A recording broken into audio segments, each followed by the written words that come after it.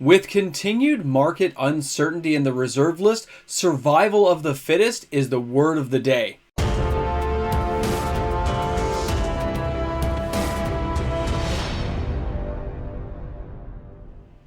With the current state of Magic the Gathering, not all reserve list cards are created equal. Welcome back, everyone. MTG Moxman here, and thank you for hanging out with me on the channel today. We are less than 90 subscribers away from hitting that goal of 13,000 subs, so thank you to the new viewers who hit that subscribe button, to my regular viewers who tune in each and every day, the Patreon members who support this channel, as well as the YouTube membership members. Guys, this is a fantastic time to be in Magic, and I'm glad that I'm here and able to talk to you guys each and every day. Ever since the 30th anniversary announcement, the reserve list, as well as Magic the Gathering, has been in a state of flux, a state of uncertainty. And right now, with reserve list cards the way they are, with prices falling across the board in the reserve list, players are having the opportunity to be very choosy, very picky.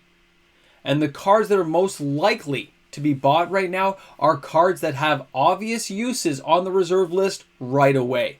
Some cards at this point should be avoided. Let them continue to fall to the bottom because it is the time of survival of the fittest. The best cards that have the most uses are the ones that are being purchased right now. And that means a lot of lower end cards are being shed to the basement level again as prices continue to plummet in a lot of these areas. On today's Card Watch video, we're going to go through some of these with you today to show you how the market is reacting with reserve list cards on the secondary market in various forms. Not all these cards are even desired right now by players building decks, and some investors and speccers are totally staying away from them as well. So let's delve into this video together, and I can't wait to read the comments in the comments section so you guys can let me know what you're seeing out there in the market. The first card I'm sharing with everyone today is Stormworld from Legends. You can find this card for $110 Canadian lightly played. The market price though is $104 US and 69 cents and €114 overseas. Now a closer look at Stormworld makes it a very specific use card. If any player has less than 4 cards in hand at the end of his or her upkeep, Stormworld does 1 damage. You notice it says 1 like spelt out. 1 damage to that player for each card less than 4. This card can be used effectively in Commander, but right now is not the time to buy this card. The price continues to fall. This is a wait and watch kind of scenario. You want to wait this card out another 90 to 120 days to see if it'll fall into the 80s category. If it can hit somewhere around 85 or less, that means it actually has more room to fall. And as players look for cards, this may not be the top of someone's hit list, which means it is more likely to hit that race to the bottom, making it desirable later on for those who can afford to wait to buy this card. Now the next card is Spinal Villain. This one's an interesting one because I've actually used this a couple of times. It's $90 Canadian near mint, and it is from Legends.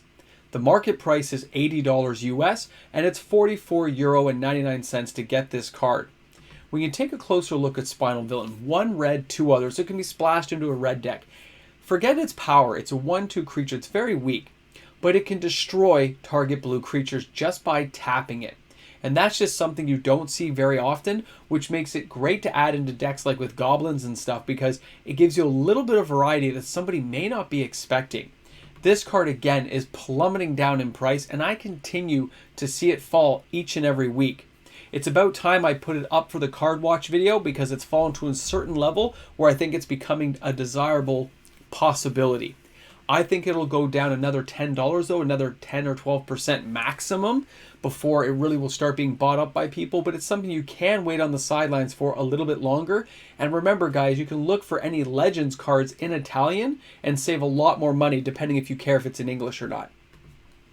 Now the next card is Goblin Wizard, one of my all-time, like, this is an awesome card. All right, this thing had a high of about $300, okay? And what happened was, that's when the dark was really being picked up really hot earlier this year in 2022. And now the dark has kind of faded out. Whoever was doing the buyouts has stopped and things have moved on. Goblin Wizard as well as City of Shadows had a major uptick, and they're both just plummeting back down to earth at this point. But Goblin Wizard is something a little different because there's a lot of Goblin tribal decks out there. He is a 4 casting cost 1/1, but taking a Goblin from your hand and putting it directly into play is a pretty nice ability. There's no mana involved, just tap, put a Goblin into play. There are so many crazy awesome Goblins now, and there will be more made over the years, that this card really shouldn't be slept on, but it has a secondary ability. Target Goblin gains protection from white. So white can really mess you up. It's a great card that has, if it has Destroy, you can do all kinds of things to help your deck out. And this guy here, against certain white creatures, is going to be amazing to single out your Goblins and make them protection from white. Very awesome card. I like it. It may not stop those global effects, but it definitely will help against singular battles you're going to have with certain opponents in a great commander deck build. So this card is falling. I think it will go a little bit further, but I think if you wait till around the $90 level, is about as low as it's going to go for the next little while. Players will hold on at that point and see if it'll rise later on. Now, Lake of the Dead. This is from Alliances, and it's one of those cards, again, that reached that $300 level and have slowly been drifting down. It kind of hung around $200 for a while, and it's going down further. The market price has come down from that $110 mark US to now $100.50. As with most things, when it goes below the $100 mark, that's that mental barrier. When it hits the 100 and goes into the 90s, it will attract some buyers. That's for a near mint copy. You can get moderately played ones on things like TCG Player for the $50 level at this point.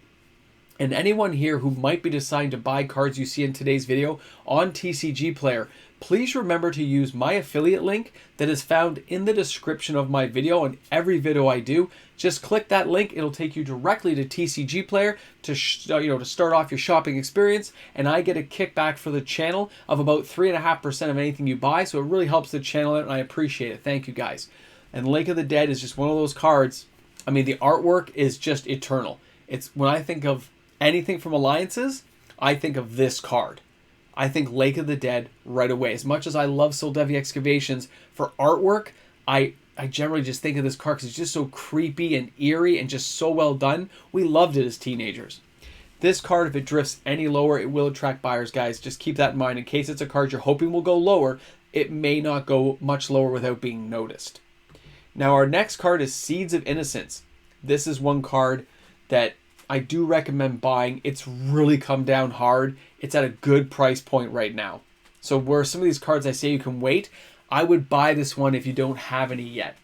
Bury all artifacts. Each artifact's controller gains an amount of life equal to that artifact's casting cost. So this affects anything we might see in Phyrexia that's artifact based, anything we see in Brothers War that's artifact based. 2 green, 1 other. Every artifact's leaving. I don't care about the life. I care about their being gone. And this thing is one of those nice cards just to have around as a supplemental, okay? Love this stuff, guys. And at this price point, it's come down so hard from that 40 level at the early parts of 2022. It just keeps plummeting down that, I mean, if it falls much lower, I'll be tempted to pick up even more copies. Like, I think I have 1 playset, but an extra playset for like 80 bucks, getting an Air Complete playset, that's an amazing deal. This is a card I would be buying if you don't own any yet. Our next card, Zirilan of the Claw from Mirage, $35 Canadian near mint. The market price is $28.19, but this one reached $40 US, and it wasn't that long ago. When Dragon Tribal went nuts, people went out buying Zirilan of the Claw for their decks because of what it can do. The funny thing is, it can still do that.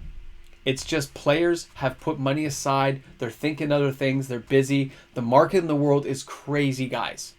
Okay, there's a lot of uncertainty that has people not buying anything. This card will continue to fall.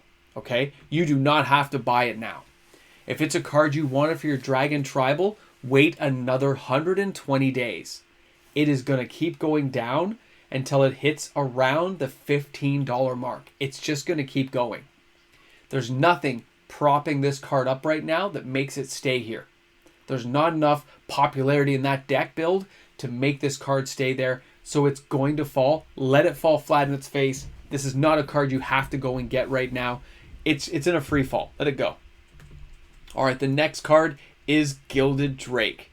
Okay, now this is one of those ones you're getting to a higher end card that is drifting down. This is not a rock bottom fall. It's a card that is drifting downwards, right? It's one blue, one other, has flying. When it comes into play, exchange control of Gilded Drake for a target creature one of your opponent's controls, or sacrifice Gilded Drake, okay? So you and the opponent kind of like switch creatures. You're getting the Drake, but you could take some giant Colossus of Sardia back in the day. You could do some crazy stuff. There's even more options nowadays, of course.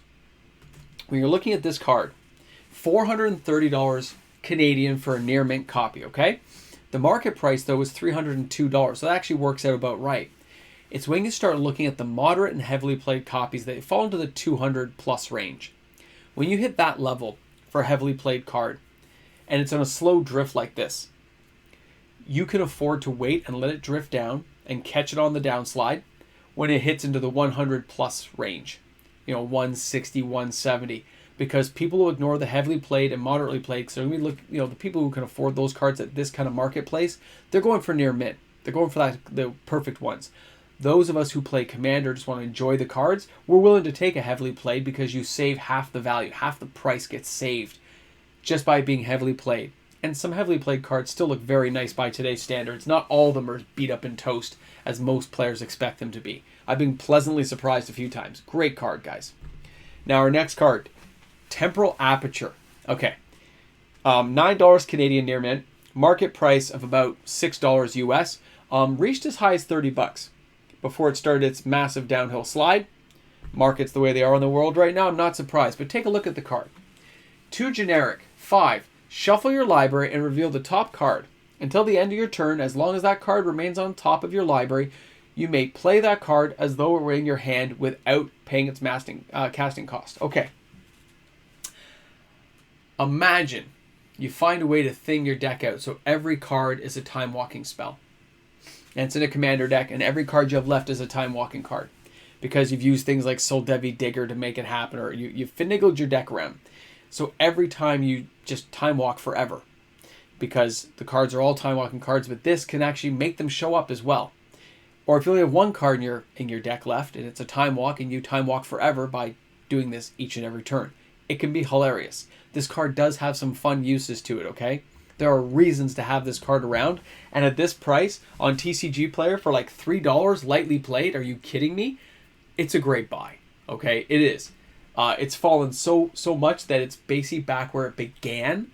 And that's amazing for anyone who's trying to get this card. The Canadian price at $9, there was none in stock, by the way. I didn't put the sold out on this, but there were none in stock. I just wanted to mention it for anyone who might be thinking something crazy later down the line to try it with this. This is a good price to buy the card at. Now our next card, Gaea's Cradle, $1,200 Canadian, lightly played. There was a near mint for $1,400, but I want to focus on the light played here, as well as the market price of $1,042.41, and €616.44 is relevant to the conversation here. When you take a look at the market price, and you look at a card market value or an overseas market of $616, that is a very big discrepancy. And since the US dollar is so strong against foreign markets right now, imagine being able to get those cards overseas shipped to you. And I know someone who's doing it right now. And they bought a play set of these Gaea's Cradles. It cost them $2,500 for 4 near mint. Now you look at that Canadian light played. And the Canadian light played, if I wanted to buy 4 of them, at this price level, lightly played, you're talking $4,800. This is crazy. There are deals to be had if you can find ways of getting things shipped around and moved around without import fees. I don't know how that will all work out, and I still need to see proof that this deal actually went through, but this person showed me lots of stuff before, so I tend to believe them. But very interesting to see the variations in the market on a card like this, because it is a valuable card. It does have desirability. I mean, it's going to be as a prize special artwork, right? For the championships for Legacy and Vintage. So crazy kind of stuff. Just one of those cards I want to mention and show you guys. Now our last card today is, of course, Survival of the Fittest. This card is defying logic a bit. It's not really falling, but it's just at the tip of starting to collapse a bit. This is one of those cards that has a lot of playability. Players love having it around. From Exodus, this is a great card. $228 Canadian for a heavily played copy. But the market's $258 and 37 cents US. 170 euro and 33 cents. This one has not moved as much as you would think. Okay, but cards like this at this low casting cost for an enchantment in the right build, you can do crazy destructive things with an enchantment like this when it hits the battlefield. This card should actually be a lot higher than it is right now. And if it's just starting to slide now and nobody's taking an interest in it, the sales are low on it, people aren't thinking about this card, cards like this can bounce back to extraordinary levels later on when you least expect it, which is why paying attention to the market, if you're even in the market. Because let's face it, a lot of us right now are sitting on the sidelines for various reasons. You know, recession's on the way, people are saying. People are worried about, you know, stability in their households. I understand all that. But some of you guys out there are not in those areas. You've built up a fine, stable foothold that won't really be affected, or the path you're in is recession-proof. Let's face it, some careers don't seem to have that problem. And here you have the opportunity to get some of these cards. I'm not saying any of these cards are for you, but if there's cards on the reserve list you guys like, this is that time. Those once every 10, 15 years we have a chance to get cards at a very good price. So thanks a lot for tuning in. Something to think about, a little nugget in the brain. But thanks for hanging out with me today. Thanks for being here. Looking forward to seeing what people say. And have an awesome day, guys. I can't wait to see you guys for tomorrow's video, as well as the Hot 10 weekend with the Reserve List Hot 10 and the regular Hot 10. We're going to have a good time. Thanks again. See you guys tomorrow. Thank you again for all the patrons on my channel. You're the ones who support me each and every month, making this content possible. Thank you, everyone. I think I would like to get Survival of the Fittest. I don't own a copy. I looked around. It's one of those cards you go, But some of these cards are getting very cheap. Thanks for being here, by the way, you 3%ers. You're the end. You're the 3% who make it that far. You're the Boomstick Edition people. You know it's true. I find that fascinating. But what I find funny is a lot of seal packs, they're not really dropping that much. A lot of sealed booster stuff seems to be staying pretty steady because people, I think, have basically paid for stuff at that point. So any old stuff really is kind of staying steady when it comes to sealed. Keep that in mind, guys. I have a video that'll come up on that, but it's interesting to see how the market's reacting differently to certain cards. So thanks for being here. Thanks for hanging out. Have an awesome day today. I mean, I know I am. You guys rock.